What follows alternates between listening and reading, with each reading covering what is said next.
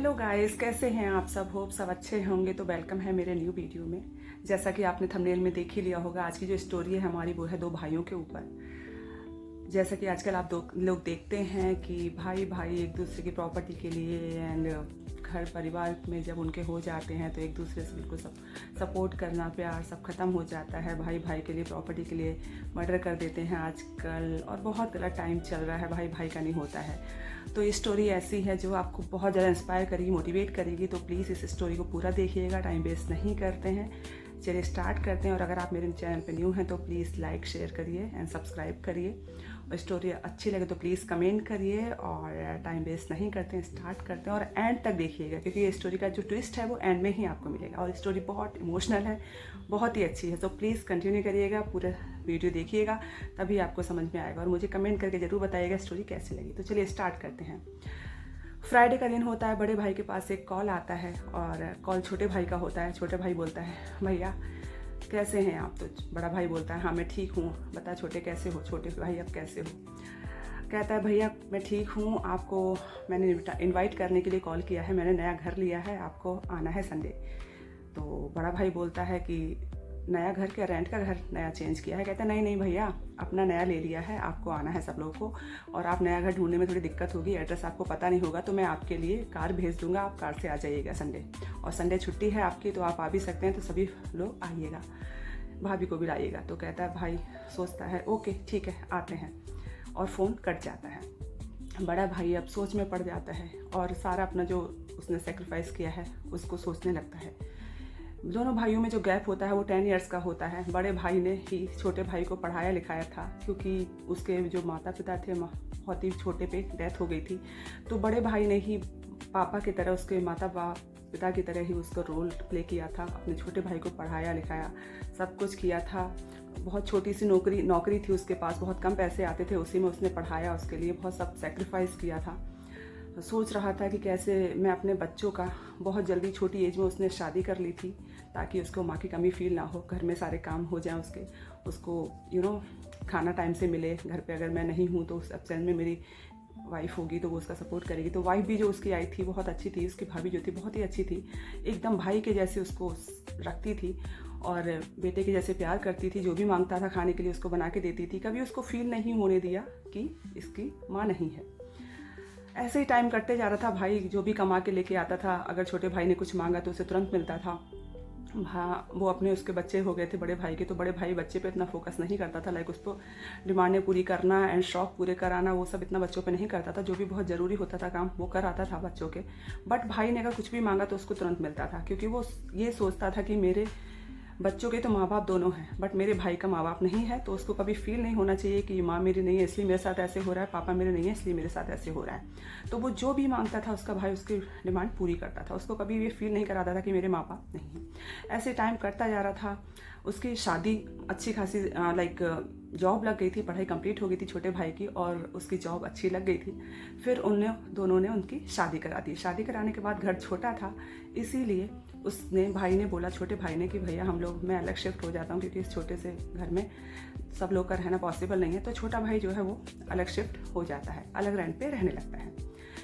अब ये जब कॉल आता था, उसकी भाभी बोलती है कि मुझे दुख इस बात का नहीं है कि देवर जी ने बताया नहीं हमें, बस मुझे दुख इस बात का हो रहा है, लाइक इस बात का नहीं है कि उन्होंने घर खरीदा है, मुझे दुख इस बात का हो रहा है कि उन्होंने एक बार हमें बताया भी नहीं। हम लोगों ने सब कुछ किया था, अपने बच्चों पे इतना फोकस नहीं किया, अपने बच्चों पे इतना ध्यान नहीं दिया था, हमने अपने बच्चों के शौक पूरे नहीं कराए, बट देवर जी के सारे शौक पूरे कराए थे, भैया के सारे शौक पूरे कराए थे, ताकि उनको माँ बाप का फील ना हो।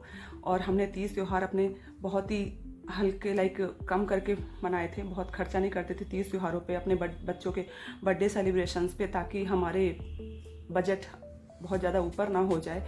और हम भैया के सारे देवर जी हैं, उनके सारे चीज़ें डिमांडें पूरी करते थे। उनके पढ़ाई पर हमने इतना फोकस किया था, पैसे खर्च किए थे, इतना सब कुछ किया था। उसका रिजल्ट ये मिला है कि देवर जी ने एक बार भी हमें नहीं बताया कि हमने घर खरीद लिया है, बस ये किया कि लाइक हमें कॉल करके बुला रहे हैं कि मैंने घर ले लिया है, आपको आना है। कोई नहीं, ऐसे ही बातें होती हैं और दोनों थोड़ा सा सैड रहते हैं और सोचते हैं।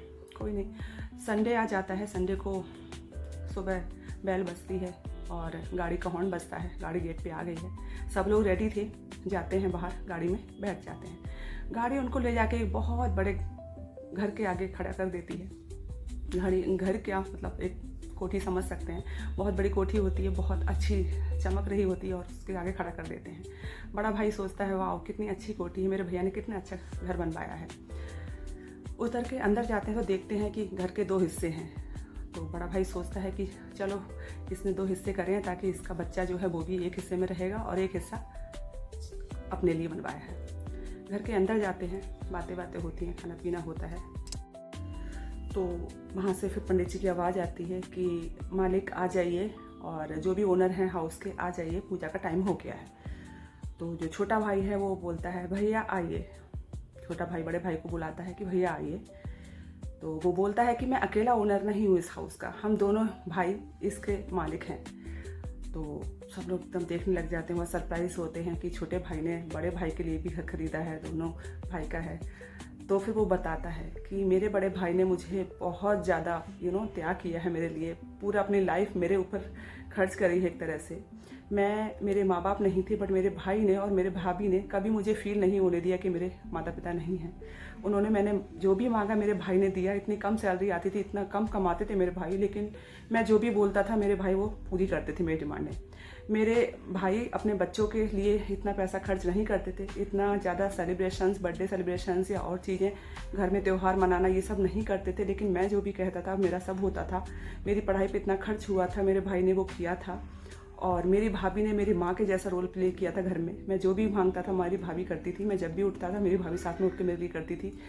तो ये सब कहते हुए वो रोने लग जाता है और बोलता है कि मेरे भाई ने इतना सब कुछ किया है तो ये बस एक रिटर्न गिफ्ट है। और भाई बोलता है कि पूजा शुरू हो जाती है, दोनों भाई पूजा में बैठे हुए हैं, पूजा शुरू हो जाती है। फिर छोटा भाई बड़े भाई से कान में बोलता है कि भैया बेटी की शादी की चिंता बिल्कुल मत करना, हम दोनों मिलकर शादी कर लेंगे। बड़े भाई की आंखों में आंसू आ जाते हैं और आंसू छलकने लग जाते हैं ये बात सुन के। पूजा समाप्त हो जाती है और इसी के साथ हमारी स्टोरी भी एंड हो रही है। तो फ्रेंड्स, मैं बस यही बताना चाहूँगी कि आज के टाइम में ऐसे भाई मिलना बहुत ही डिफ़िकल्ट है, बहुत ही मुश्किल है। ऐसा बड़ा भाई जिसने अपनी पूरी लाइफ अपने छोटे भाई को इस मुकाम तक पहुंचाया कि वो कुछ बन जाए, पढ़ाया लिखाया, उसे कभी फील नहीं करने दिया कि मेरे माँ बाप नहीं हैं। और ऐसी भाभी जिसने हमेशा सपोर्ट किया अपने देवर की, प्लस छोटा भाई जिसने अपने बड़े भाई के सैक्रिफाइसेस और अपने बड़े भाई के त्याग को याद रखा और उसको ये अच्छा सा रिटर्न गिफ्ट दिया। क्योंकि आज के टाइम में लोग बहुत जल्दी किसी के किए हुए त्याग को और कामों को बहुत जल्दी भूल जाते हैं, एहसानों को। लोग आज के टाइम में लोग एहसान किसी का नहीं मानते, काम निकल जाता है और आगे निकल जाते हैं। तो यही स्टोरी है। आप बताइए प्लीज़ मुझे कमेंट के थ्रू कि आपको कैसी लगी ये दोनों भाइयों की स्टोरी, और अच्छी लगे तो प्लीज़ कमेंट करिए। और अगर आप न्यू हैं मेरे चैनल पे तो चैनल को सब्सक्राइब करिए एंड लाइक करिए वीडियो को। एंड मिलते हैं ऐसे नेक्स्ट वीडियो में, तब तक के लिए बाय बाय, टेक केयर, हंसते रहिए, सबको हंसाते रहिए, अपने आसपास सबको खुश रखिए। Take care, bye bye.